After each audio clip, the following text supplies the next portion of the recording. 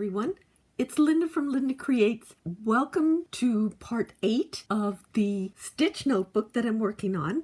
This is the inside back cover now. This is my sketch on tracing paper that I did for the inside back cover, and I've already done, well, let me show you.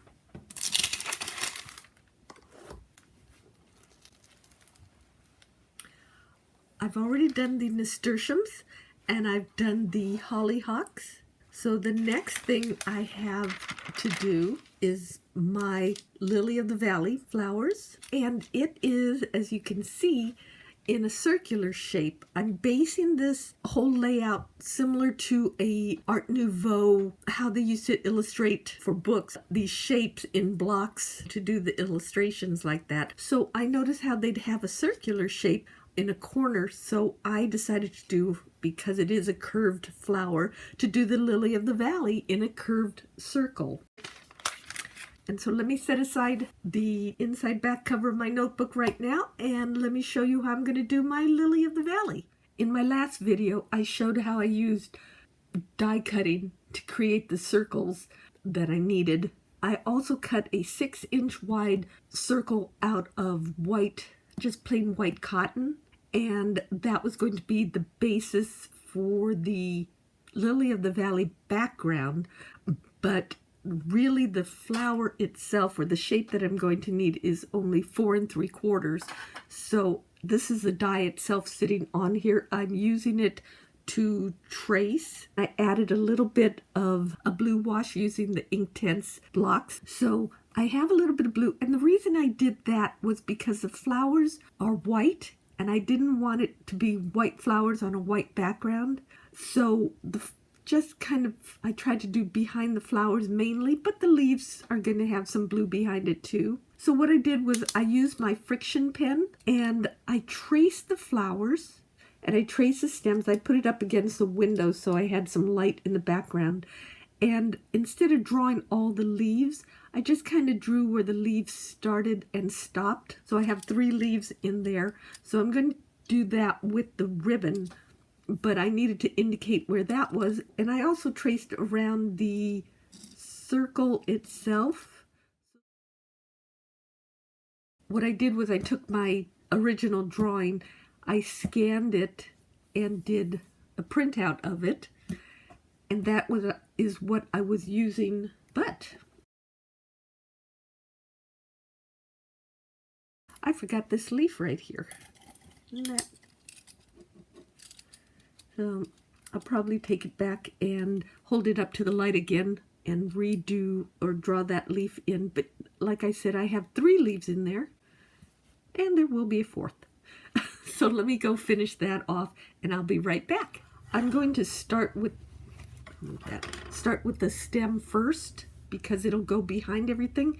So I wanted a green that kind of matched, and once again this was thrifted as part of a haul of yarns that I got off of Facebook Marketplace. You never know what you'll find inside, and that will be the first thing that I'll do, just because it's a background. I'm just going to do a very simple couching stitch.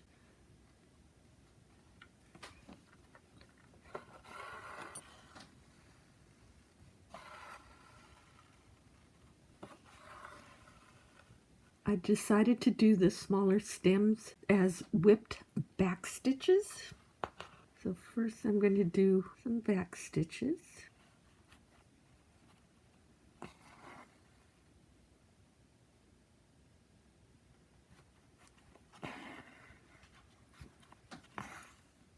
Okay, so those are the back stitches. And now to make them whipped back stitches, you come up halfway up that first stitch, or the last stitch I should say, the last stitch, and then you could turn your needle around so you're using the eye side and just come in through underneath each of those stitches. Let me go ahead and add the 3 more. So now I'm going to make the separate flowers, the little lily of the valley flowers, more dimensional. so I'm going to puff them up a little bit. This is polyester fiber fill, the stuff you put in stuffed animals. I have to determine how much I need. I need to make it fairly small, so I think that's about the right size. And I have white thread, and this is just going to be the stuffing inside of each petal. I'm going to start with the one at the bottom here. What I'm going to be doing is tacking it down and shaping it as I go. So it's a little hard for me to see, but okay. So first step is to get it to sit in place. And again, this might still be too much. Don't need a lot, and yet you need enough to give it dimension. That's where we want to be. What I'm doing too is, as I'm stitching, I'm holding the thread in back so that it doesn't get loose. And as I'm going around, I'm trying to pull in the edges so it creates something more round. I'm trying to catch all these loose ends. When you're done, you'll have this really nice shape to stitch on. It feels like you're trying to tame a dandelion, if that makes sense. It just wants to go wherever it fluffy wants to go. Taking a lot more stitches than I thought it would. Okay, so there's the first one, and this is just giving me the filling so that when I do a satin stitch on top, I'll have a base to lift it up with. So I'm going to do this, repeat it on all of these. I decided to do the satin stitching on this first flower to make sure it works okay. So I'm using 6 strands of white embroidery floss, and just as I'm just going to go up and over everything. So the thing is twofold. One, I'm trying to create the correct shape. And 2 is to cover up the fluff.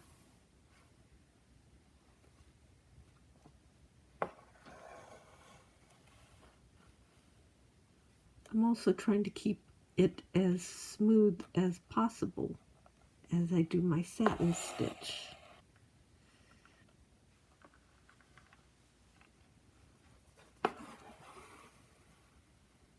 On the back, I'm holding the thread with my finger to keep it from pulling back on itself or loosening up too much.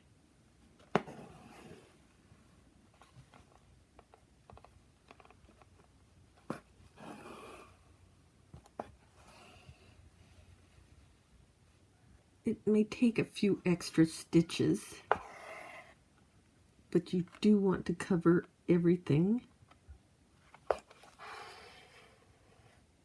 It's turning out quite dimensional, and I like it.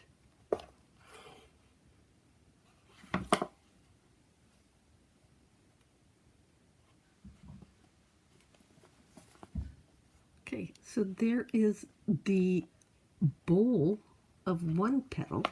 And now I think I'll try a lazy daisy stitch to do the little edge.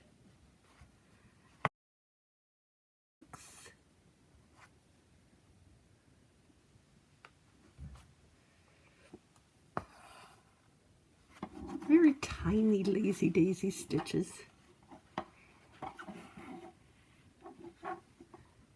That's looking very cute. Basically what the edge of the flower looks like is a scalloped edge, which is really kind of cute. That added the cute edge around the base. I'm just checking now. No, I think that's done. That is adorably cute. A little bit of work, a lot of bit of work, but that is a dimensional lily of the valley. I've come to an interesting problem. Because I used a very tight weave cotton, and this is vintage rayon taffeta seam binding, 1/2 inch. It doesn't go through like a regular ribbon would. It's much too thick. So I have a couple of things I'm going to try, and I sure hope it works. First off, I'm using my vintage tapestry needles, size 22. They're dull, but they have these large eyes, so maybe that's part of the problem, but it will not go through the fabric. So I am trying something. I'm going to cut a little bit of the fabric to help it go in. I don't necessarily recommend this, but it's what I'm going to have to do. You can see it is okay. Got it through. And I'm not going to do any fancy knots, ribbon knots. I'm just going to pull it through that way, and I will stitch it down. Now this leaf, where's my sketch? Okay, this leaf is this one down here. So I want it to come around so. And you know, when I said I'm winging it, I am really winging it. I needed to make it a point where I'm going down into. Oh, another thing I should explain.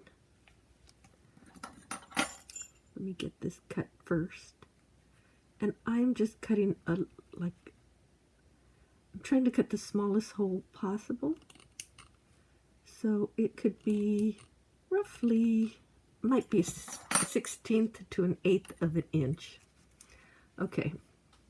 So I also cut down my fabric into more of a circular shape, closer with a little bit of a seam. You could see the line.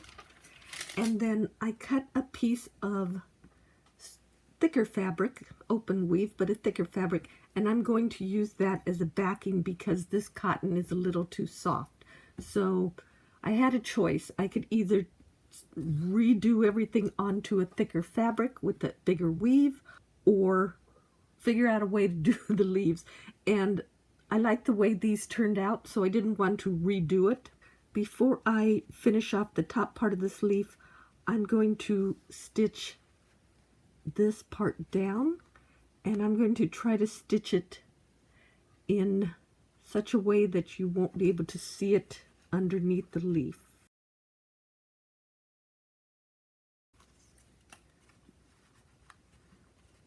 Okay, so I have some of the ribbon, and I'm coming up right where this leaf will cover it. So I'm going to go back and forth a few times. Okay, so the leaf is going to come down to, what did I say, to here? There's one that goes up here, so this one must come down to here. I don't know why I drew a marker there. Okay, so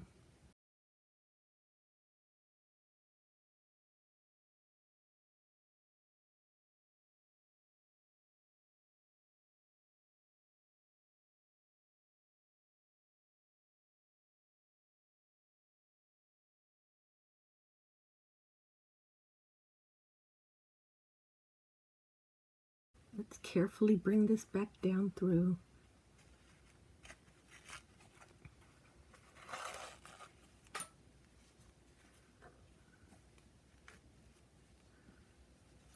Okay, and you can adjust it a little bit. At this point, I wanted it to have a little bit of a turn, so it looks like a leaf that is bending. So it's looking more like a narrow leaf. I hope you guys enjoy my problem solving, because sometimes there's no way of knowing how this is going to work until you actually start doing it. So there's the first leaf. I'm going to do the other 3 leaves. Okay, something interesting I just noticed is that the color from the ink tints on the rayon is actually coming off and causing me to turn a little green. So I think what I'll do to prevent that for becoming a problem for or later, or a suggestion for everybody else too, is maybe heat set it, take an iron to it.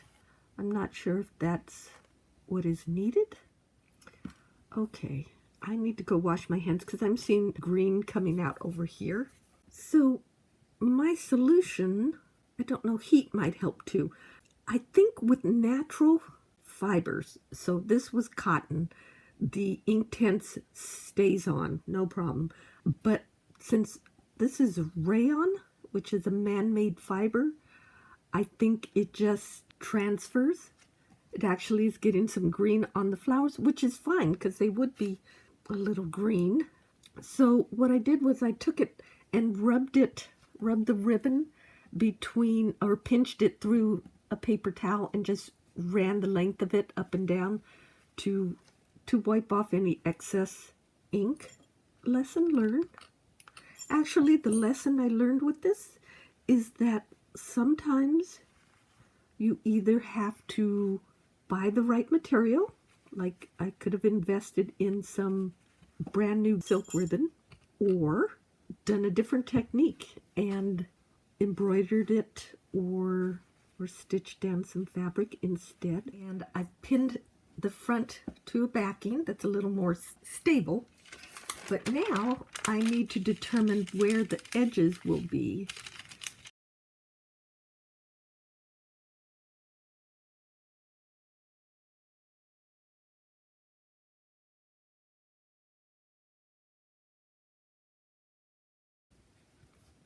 So it's going to sit something like that in the corner.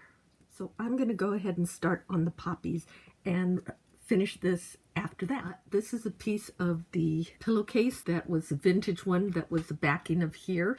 So I've redrawn my poppy to be a little bit different shape. I have this piece of green gauze that I'm thinking I might distress and put up here, somewhere here. Maybe it'll go in back. So let's just say something like that. Maybe. I redrew my poppy leaves because I didn't feel they were right. So I redrew the leaves. But for the poppy petals, I'm going to make them out of a piece of my precious white silk. I have this little piece that I cut out, and I want to make it in a very soft pinky peach tone. So I'm going to mix up the color of peach. And I learned my lesson also last time to start with white, because I had to wash the block off. So I have some white down there.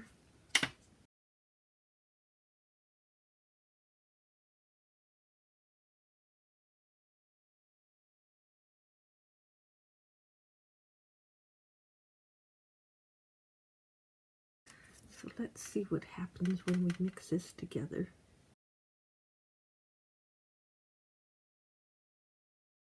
Put my piece of silk right there, and let's see what happens.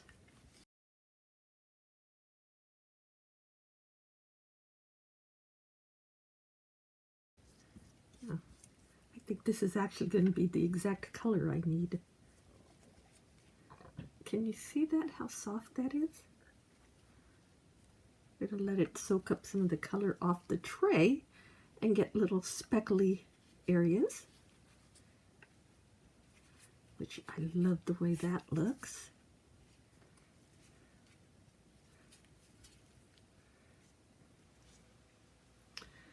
And I'm going to let that dry. I'm going to finish drawing in these petals so that I have a shape to cut out.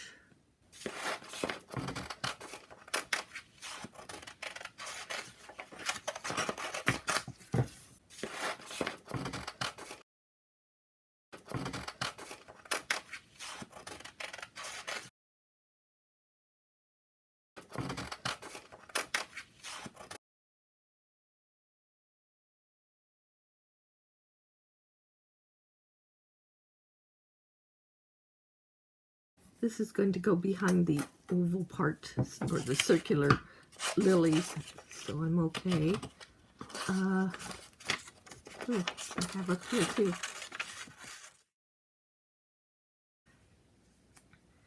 And it's a perfect color. I have plenty of silk to cut it out, and it's that beautiful soft dusty peach color. So I'm just holding the pattern up to the silk, and it is so soft and fine that I'm just kind of cutting as I go. And I'm using the tonic, these small scissors, because it gives a little more detail than a big fabric scissor. Okay, so what I'm doing here is I was hoping to fold over this petal, so I'm just kind of adding a little bit of extra fabric over on that end. So I decided to do the poppy leaves in this bright green.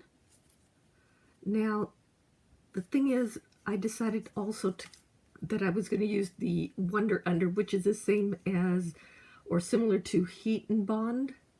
So I put that on this fabric, and while I was doing that, I also put it on the back of the silk just to make it, it was already starting to unravel as I was just handling it. So I added it at this point and then trimmed it out again. And like I said in my previous video, I'm hoping to have these as some kind of downloadable files somehow when I have some free time to draw it. Okay, so I have 3 leaves. The only thing I have left are these little leaves and the buds. Okay, so I was going to do my poppy leaves in this green fabric that I had, but it was way too bright. So I thought I'd cut it back with the wash. This is again my Intense paints. It gave it, it's the right color that I need right now. I call it a dry wash, but the brush is very wet, but I'm not wetting the fabric first. I'm just applying the colors. That is how you get toned down greens for your plant. So here's my thinking. I just tore off a strip of the same light green to do the stem. I can't use this light green. I have to alter it. While I am going to play with putting this green cheesecloth in the background. So I'm breaking out the Yoo-hoo again.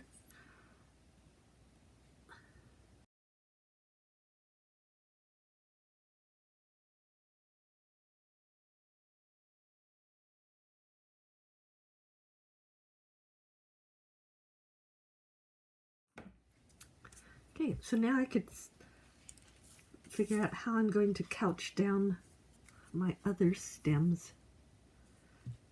It really would be easier to use yarn, but I don't have any yarn in the color that I want. What I'm thinking of doing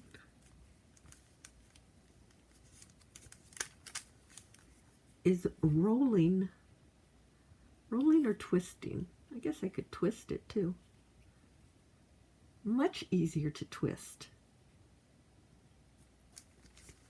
So that would be the stem, and I'll just couch it down.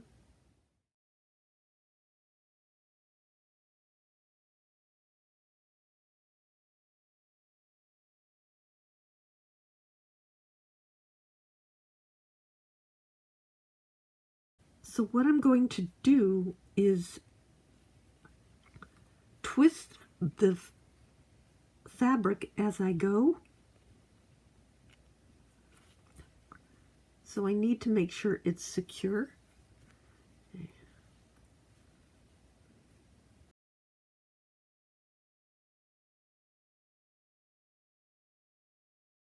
I'm going to twist it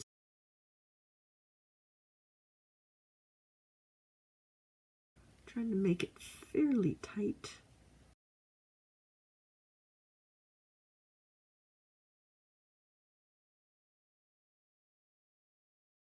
So once I have piece in place, I can start couching. So you just want to keep wrapping it fairly tightly because it does want to come unwound. So there's number one. I gotta do my little sleight of hand magic right now. The leaves are now dry, so I'm going to transfer them over.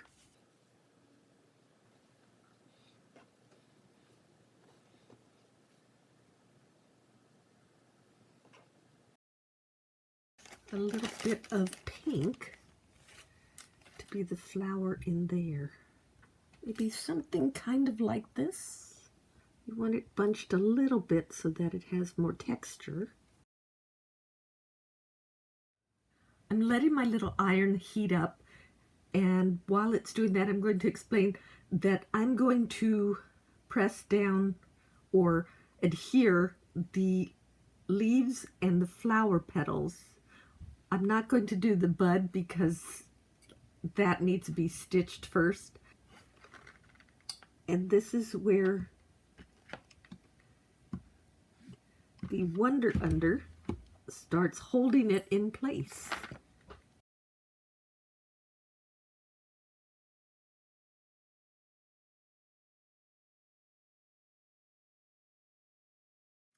And really that's to keep it all in place while I stitch it down.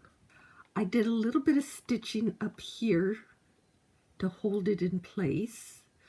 And I added these dots, it's a washable marker, I added that onto the flower to indicate the bigger dots are where the center of the green will go, and then the little dots are where the little stamen goes around. So basically what I want to do from here is to start stitching some lines. So some veins that will go up or shading that will come.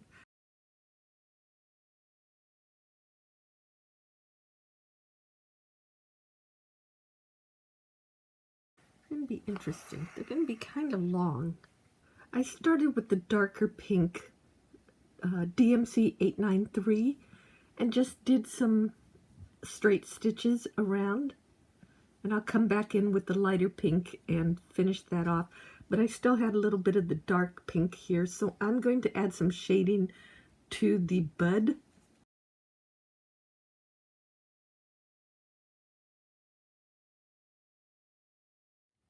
To blend in the next color, I always start in the middle just so I get an idea of where I'm going, and I'm just taking the lighter color.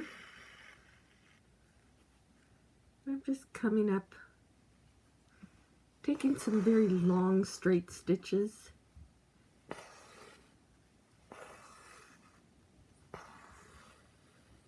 So what I'm stitching now is a tiny little, I guess it's a tiny little straight stitch right along the edge to define the petals.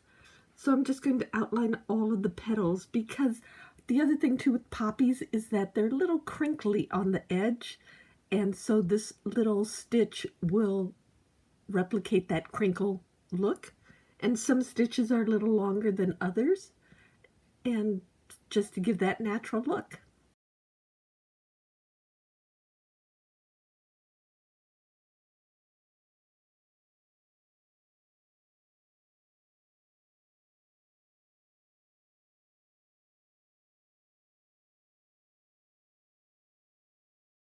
This stitch will also define the edges of the petals where they overlap.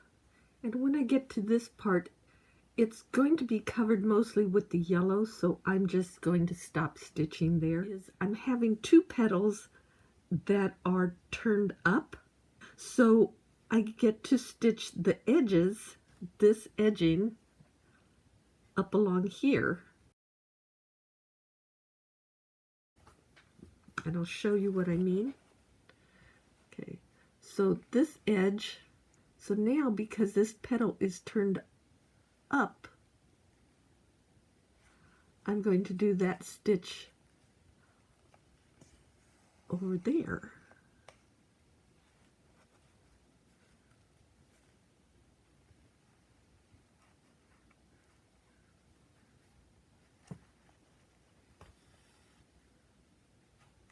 So you can see the fold, the petal folded over. There's no stitching on this side.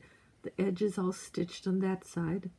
So I finished the outer part of the flower petals, but I had this center of the flower. So I decided to create it using bullion knots all the way around. I think it turned out really cool. So basically I did just enough wraps with the milliner's needle to make it straight, and then just went around and just had fewer and fewer wraps as I went around.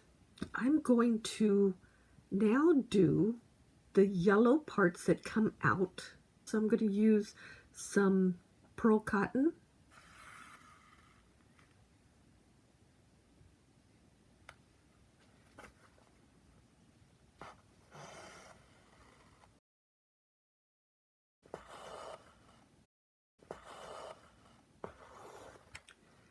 So I added the yellow.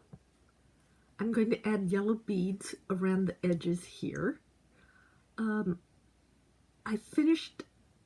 added a little darker pink. Well, it was a darker pink, a shade darker of pearl cotton, just a little bit to add some shadow in there. So wanted to share the flower and start working on the beads. And I have those ready to go.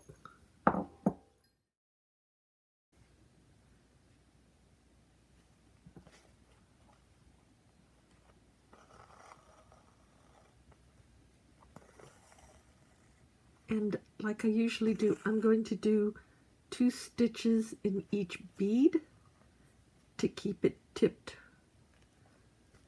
at so the color shows up nicely.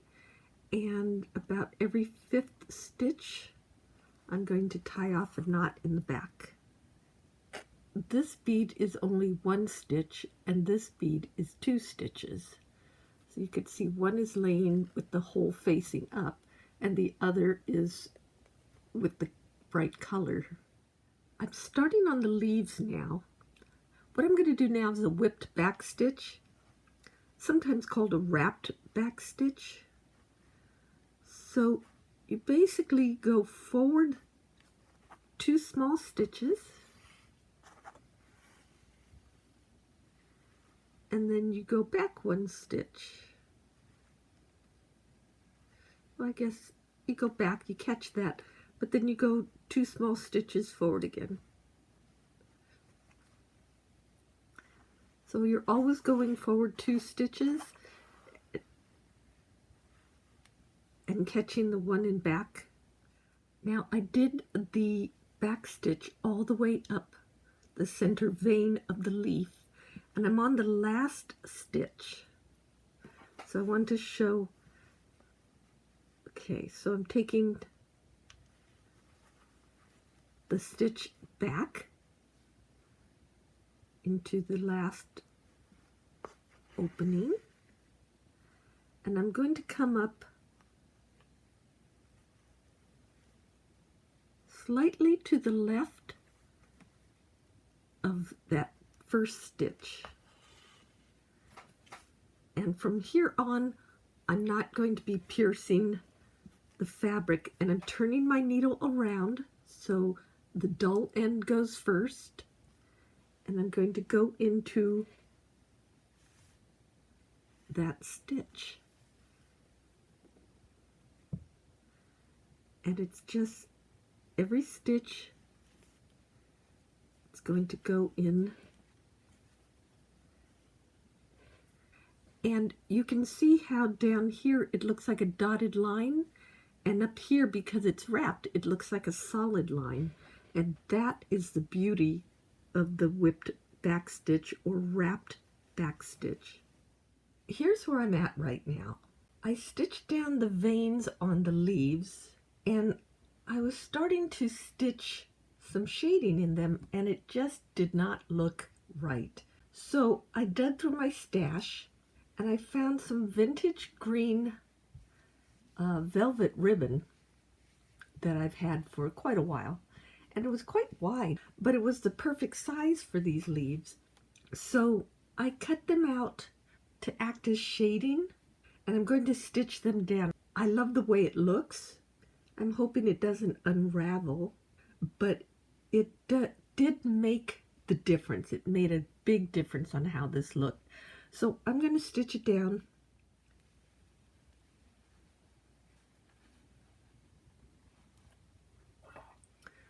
I'm using my needle puller. I decided to stitch the vein in on top of the velvet, and it came out really nicely. It crushes a velvet right where you're stitching, so it creates a very distinctive line or vein. So I'm just going to repeat it on the other leaves. I'm really loving the way this is looking. Quick, I'm doing a little invisible stitch where I come up just ever so slightly on the front and then travel along on the back. Okay, I'm getting ready to attach the different panels to the background, and this is the base fabric. It has its turned in seams, which I'm going to turn out right now. Okay, so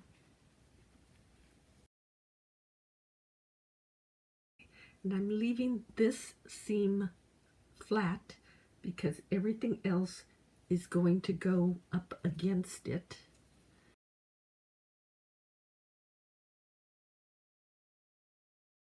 And I'll probably have to do some adjusting down as we go, but at least I could get things in place.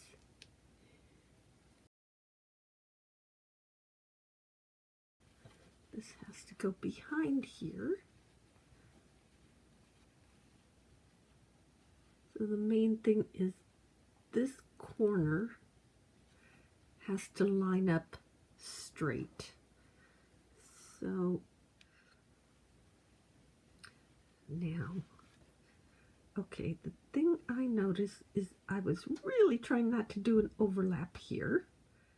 What I was thinking about suddenly was putting down some kind of border, and I'm not sure what color.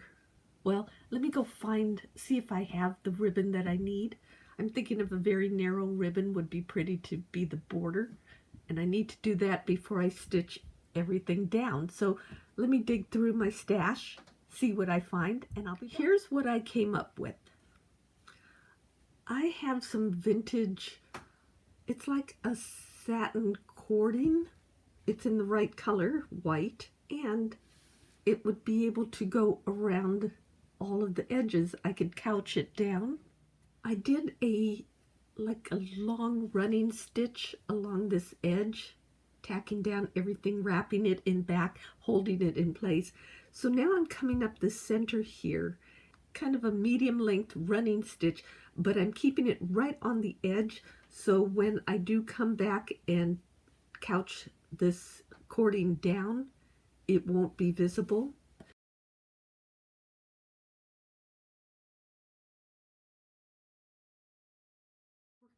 I'm stitching down the Lily of the Valley circle, and I'm doing a true applique stitch because the edges are turned in, whereas these leaves are just with one under, so they're stuck down. with this circle, it actually has a turned edge. So when you stitch it down, you do these tiny, tiny little stitches so that they're practically invisible. But I have to say, there is a certain charm in true applique stitching. It has more of a dimension, a puffiness that is just so vintage, warm kind of look. It does have a certain charm. I decided what I'm going to do with the cording is I'm not going to put it behind everything because it will get very lumpy. So I'm just going to add the cording to the edge of the leaf. So I've pinned the cording in place, and I have to show a little bit of how I cheated. Yay.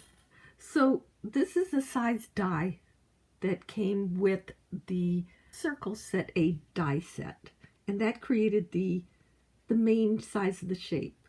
Well, I took, because so many different dies come in this set, this is 1/8 inch smaller, and I didn't separate it from the other two. So the outside one is 1/8 of an inch smaller than that, the one that it's supposed to be. So I laid it on top here and then wrapped the cording around it to create a cleaner circle. So if you have this die set from Trinity Stamps, it's perfect to use for this. And I have tacked down the edge already in this corner. I have regular sewing thread doubled up because the cording is fairly soft. I'm not going to do a regular just over the top couching. I'm going to catch it a little bit with the thread and hold it in place, but you could do a regular couching.